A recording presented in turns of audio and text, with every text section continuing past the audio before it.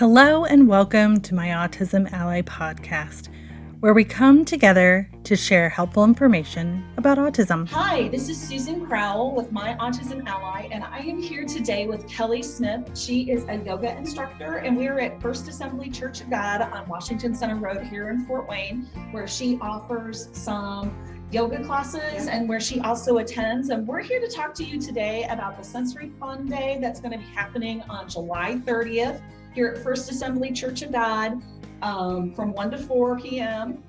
And we are super excited. My Autism Ally is a sponsor, and we are going to be teaming with Kelly to offer mini restorative yoga and meditation sessions at that event for caregivers. So moms, dads, this is a great opportunity to learn some really simple poses, some breathing exercises to try to reduce that stress level, which is naturally present with all different types of caregivers, but even especially autism caregivers. So nice to talk to you, Kelly, today. Thank you, Susan. So one of the things we had chatted a little bit before is we wanted to kind of talk a little bit about what restorative yoga is and what yoga isn't. So I was going to launch this conversation with that yoga is not a religion. That's right. So we're here, we're in a church, we're both Jesus followers. And I know that for myself in the study I've done a little bit with yoga. Yes, I do yoga. I am not svelte or slim or young like Kelly is. And so yoga is for everybody of all shapes and sizes. And so I know that I incorporate these stretches and breathing techniques even in my prayer time. Yeah. So I kind of wanted to chat with you a little bit today about how does that look for you and work for you, and what are we to expect from our sessions? Yeah, okay. So the restorative yoga that we are going to do is going to be very relaxing. Like you said, it's very simple. It'll be mainly breath work, just a few stretches. The poses are going to be very, like I said, simple. We'll be seated, maybe lying on our backs, legs up the wall, a simple twist, and then with that we'll incorporate the breathing exercises. And we'll probably do 2 different types of breathing exercises, Susan, that will actually calm the nervous system and help us relax. So you could even do it at night before bed. Yes.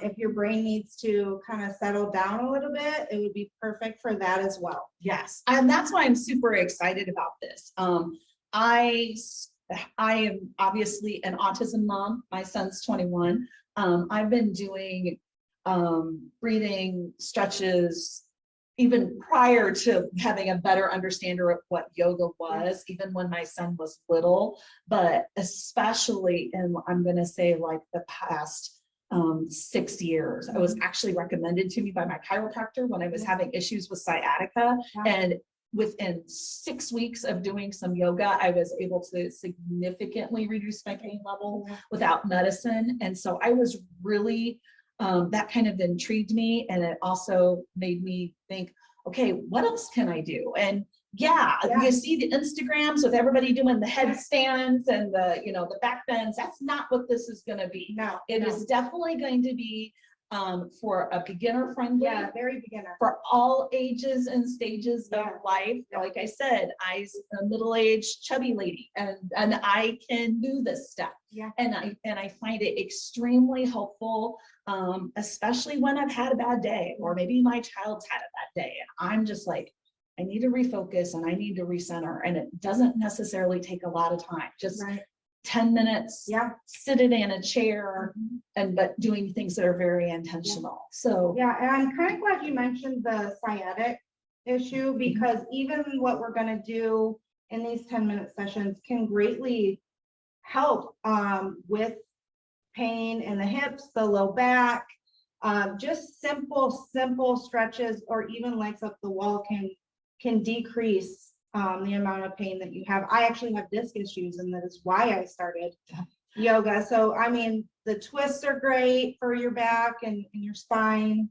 And one of the things, I don't know about you, but when I do, I sometimes end up thinking, well, I don't have full half hour. So I bust up sometimes my yoga practice into multiple mini sessions a day, working on very specific areas. I have issues with my hips and low back, go figure.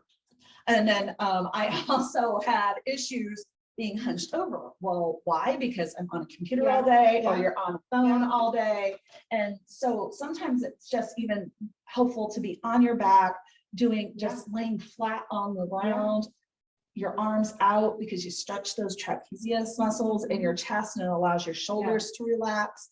I mean, it's just very important. And life every day sometimes doesn't allow us to fit 45 minutes in, but if we can give you some tools for, 10 minutes here and 10 minutes here and 10 minutes here, and things that you can use, incorporate to help you wake up or to go to bed, I think it'll be phenomenal. So some of it you can even do in your chair. If you're working at the computer, you can even do some of the leg hip work at your chair while you're there, or even to stretch this again, just some simple movements. Yeah. One of the things that intrigues me, I don't know if I'm kind of a history nerd, and so I was reading a book about Julian of Norwich, and she is a relatively famous woman in history in the Christian community. And she has this prayer that a lot of people know. It's called Await, Allow, Accept, and Attend.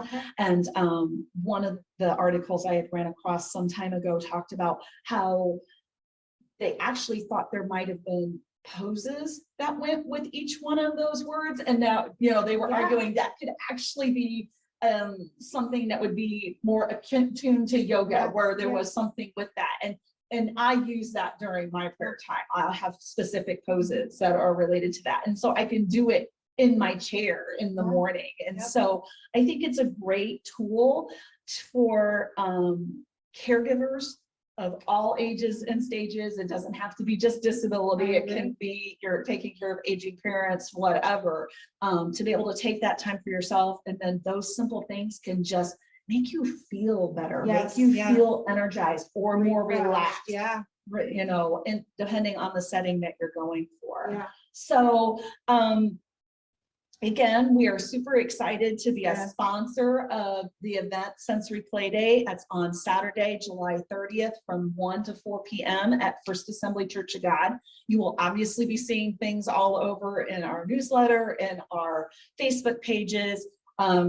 Check out the Facebook Fort Wayne Autism Moms, and there'll be a whole group of us there to chat along about it as well. So thanks for watching the video. And Kelly, thank you for being with us today, and we hope that you will join us. Thank you for having me, Susan.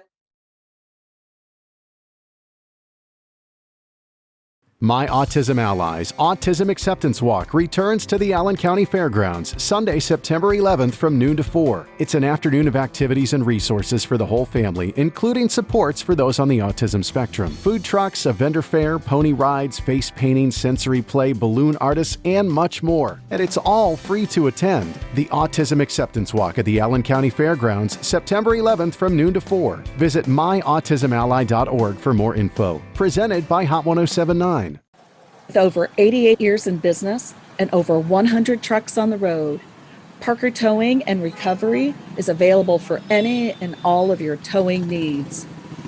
From light to heavy duty towing, recovery work, hauling equipment, roll-offs, or regular roadside needs, Parker Towing and Recovery is here to keep Fort Wayne moving. Their dispatch center is open 24 hours a day to assist you. Give them a call at 260-485-9014. Parker Towing and Recovering, keeping Fort Wayne hooked. Thanks for listening. Please stay connected with us on Facebook, Instagram, and sign up for our newsletter at myautismally.org. Talk with you next time at the My Autism Ally podcast.